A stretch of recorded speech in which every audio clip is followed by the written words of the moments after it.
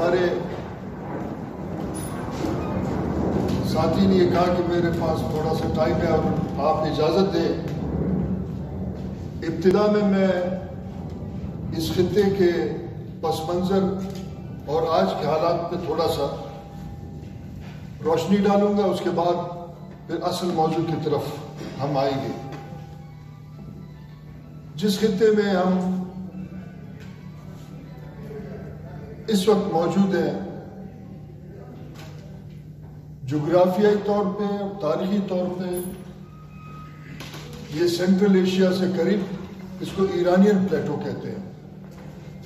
اور Iranian Plato کو اگر آپ نقشہ آج کسی بھی وقت دیکھ لیں، مثلا اورماڑے کے پہاڑوں سے شروع ہو کے بولان سے آپ آتے ہیں اور بولان سے جا کے آپ کوہ سلیمان سے جاتے ہیں، اس کا یہ جو خطہ ہے اس کے درمیان میں اس کو ہم ایرانین پلیٹو کہتے ہیں۔ اس کے نیچے جب آپ جائیں گے، انڈس اور سب کانٹیننٹ اس کو کہا جاتا ہے جغرافی طور، اور ہمیں یہ بتایا جاتا ہے کہ بر صغیر کا جو تقسیم جو مذہب کے نام پہ ہوا، اس میں ہم بھی اس کا حصہ ہے، لیکن جغرافی طور پہ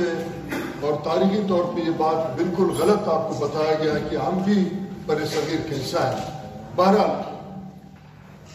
اس کے بعد ہمیں یہ بتایا گیا کہ یہ تقسیم 3 بنیادوں پہ ہوا۔ ایک تو یہ ہمیں بتایا گیا، ہم نے تحقیق بھی نہیں کی، ہم نے توجہ بھی نہیں تھی۔ ہم آج کل پورا دن نیٹ اور واٹس ایپ میں لگے رہتے ہیں، ان معاملات پہ ہم کو سوچنے کا موقع بھی نہیں دیا، اور حالات بھی اس قسم کے کریٹ کیے گئے کہ اس خطے کے لوگ تعلیم یافتاؤں، سیاسیوں، سماجیوں، معاشیوں، مذہبیوں آزادانہ طور پہ وہ سوچ سکیں اور اپنے مسائل اور مسائل کی پیچیدگیاں اس کے حل کی طرف توجہ دیں۔ ہمیں یہ بتایا گیا کہ ہندوستان کا تقسیم اس لیے ہوا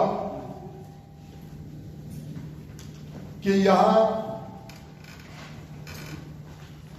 ہندو